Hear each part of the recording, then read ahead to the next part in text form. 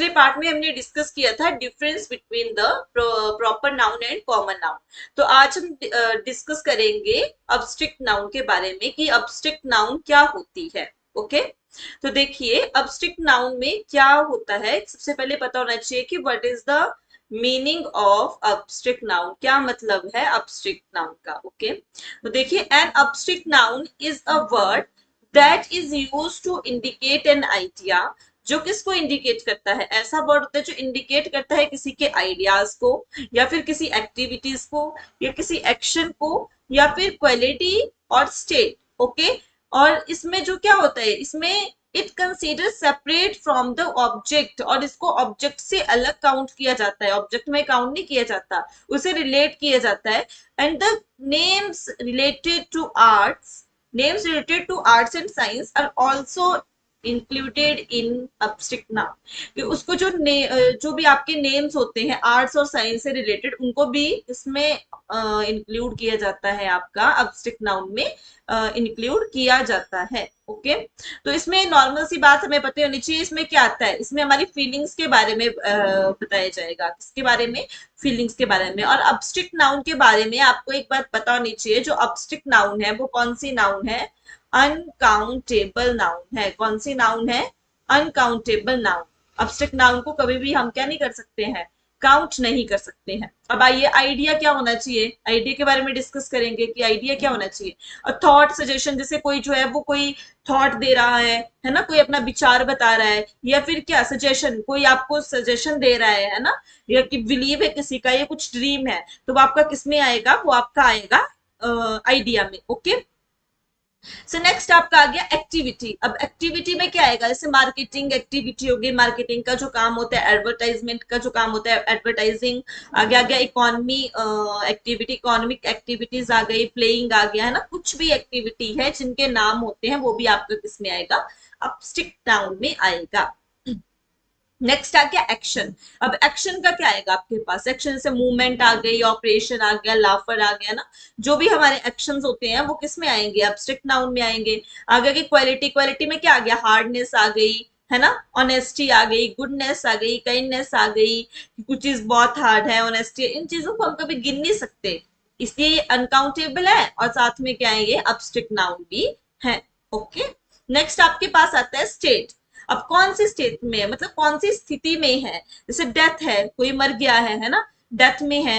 ऐसे आ गया डार्कर, है ना, डार्कनेस में है। आगे आ गया चाइल्डहुड, यानी कि चाइल्डहुड वाली स्टेज में है, पॉवर्टी वाली स्टेज में है। ओके, तो ये भी आपका किस में आएगी, स्टेट्स भी, वो भी आएगी आपकी अब्स्ट्रैक्ट नाउन में, और इनको भी कभी काउंट नहीं किया जाता। नेक्स्ट जैसे एग्जाम्पल चेक करेंगे, we are studying a mathematics. अब मैथमेटिक्स क्या आ गया आपका, कि हम जो है वो किसकी स्टडी कर रहे हैं, मैथमेटिक्स की। आप कभी मैथमेटिक्स को काउंट कर सकते हैं कि 1 है, 2 मैथमेटिक है, 3 मैथमेटिक है, नहीं। ये जो है आपका क्या है, नाम है किसी चीज का, पर किस में आएगा फिर, अब्स्ट्रैक्ट नाउन में आएगा, because this is uncountable noun. Okay, next आ गया, Ken thought of a brilliant idea for his story. उसने अपनी स्टोरी के लिए एक ब्रिलियंट आइडिया सोचा, यानी कि उसके आइडिया को काउंट कर पाओगे, नहीं काउंट कर पाओगे।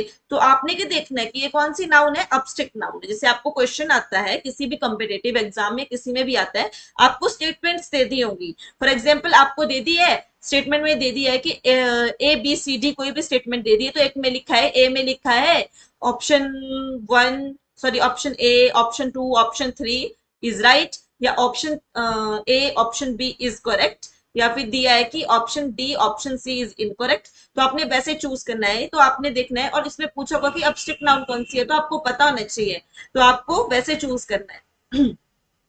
सो नेक्स्ट आपके पास आ गया कलेक्टिव नाउन। अब किसके बारे में डिस्कस करेंगे हम, कलेक्टिव नाउन के बारे में डिस्कस करेंगे। ओके, जैसे अब कलेक्टिव नाउन की डेफिनेशन देखते हैं क्या होती है।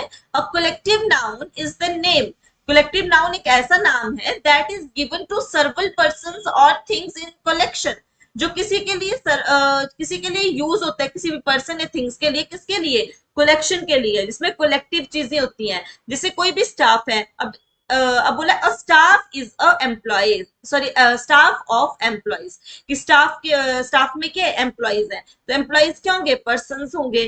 तो उनका जब ग्रुप होगा तो उसको क्या बोलेंगे, group of employees that's called a staff. Okay, next आ गया द ट्रॉप ऑफ डांस। है ना। डांसर्स, तो जो डांसरों का जो ग्रुप होगा उसको बोलेंगे ट्रॉप बोलेंगे, ठीक है। तो ये क्या आ गया आपकी कलेक्टिव नाउन, जैसे अ बंच ऑफ ग्रेप्स, है ना। तो ये सब कुछ क्या है, जब हम किसी चीज के लिए एक कलेक्टिव नाम यूज करेंगे तो वो आपका किस में आएगा, कलेक्टिव नाउन में आएगा। सो नेक्स्ट आपके लिए आता है मटेरियल नाउन, कि मटेरियल नाउन क्या होता है। अब मटेरियल नाउन के बारे में डिस्कस करेंगे। मटेरियल से ही पता लग रहा है, मटेरियल क्या होता है, कुछ भी चीज। तो इसमें क्या बोला, material noun are name of substance of which things are made. ऐसा सब्सटेंस होते हैं जिसमें जिससे क्या बनाया जाता है, चीजों को बनाया जाता है। और मटेरियल नाउन में क्या आता है, रॉ मटेरियल्स आते हैं, जिसमें रॉ मटेरियल से क्या होता है, जो भी आपकी रॉ मटेरियल से कोई भी थिंग जो है वो बनाई जाती है। ओके। अब देखिए कि एग्जाम्पल है, I bought a good gold ring. मैं कैसी रिंग जो है वो बाउट कर रहा हूँ, गोल्ड की रिंग। अब गोल्ड क्या है, वैसे तो रॉ मटेरियल में पाया जाता है सब्सटेंस, पर इससे क्या बना दिया, रिंग बना दिया। तो जो मटेरियल, जिस मटेरियल से जो चीज बन रही होगी वो आपकी क्या आएगी, मटेरियल नाउन आएगी। जैसे examples gold, silver, plastic, petrol, coal, है ना। ये सब कुछ क्या है आपके मटेरियल नाउन आएंगे। ओके। नेक्स्ट आपके पास आता है plastic toys are very colourful. जो प्लास्टिक के टॉयज है वो कैसे हैं, बहुत कलरफुल है ना। तो किसमें क्या है, किसके टॉयज बने हैं, वो प्लास्टिक से चीज बनती है तो प्लास्टिक के टॉयज बने हैं। तो प्लास्टिक क्या आ गया आपका, मटेरियल नाउन आ गया।